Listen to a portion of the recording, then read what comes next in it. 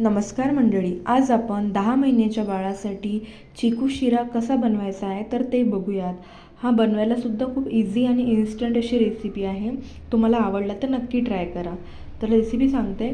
सर्वात आधी 2 चम्मच रवा घ्यायचा आहे आणि त्यानंतर जी चिकू आहे तो छान क्रश करून घ्यायचा आहे असं हातानेच. आणि त्यानंतर 2 काजू आहे ते छान किसणीने किसून घ्यायचे आहे.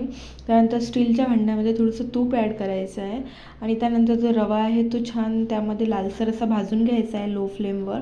तो कंटिन्युअसली भाजायचा आहे, तो जळू नाही द्यायचा आहे, त्याला कंटिन्युअसली फिरवत राहायचं आहे. जेव्हा तो असा लालसर असा छान भाजला जातो तेव्हा तो टेस्टलासुद्धा छान लागतो. त्यामुळे तुम्ही लो फ्लेमवर हा छान भाजून घ्यायचा आहे आणि त्यानंतर त्यामध्ये थोडंसं पाणी ॲड करायचं आहे आणि ते फिरवून घ्यायचं आहे. पाणी टाकल्यानंतर त्यानंतर त्यामध्ये चिकू ॲड करायचा आहे आणि त्याला छान कंटिन्युअसली फिरवत राहायचं आहे, त्याला मिक्स करून घ्यायचं आहे. तुम्ही चिकूच्या जागी डेट्स टाकत असाल तरीही चालेल. आपण चिकू टाकल्यामुळे डेट्स टाकले नाही आहे, म्हणजेच खजूर टाकले नाही आहे, कारण चिकूमध्ये स्वीटनेस राहतो त्यामुळे. आणि त्यानंतर तुम्ही लास्टमध्ये काजू टाकायचे आहे. काजूची पावडरही टाकू शकता. मी काजू किसून टाकलेले आहे आणि त्यानंतर अजून त्यामध्ये थोडंसं पाणी ॲड करायचं आहे. थोडंसं जास्तच पाणी टाकायचं आहे कारण तो असा छान स्मूदी बनला पाहिजे.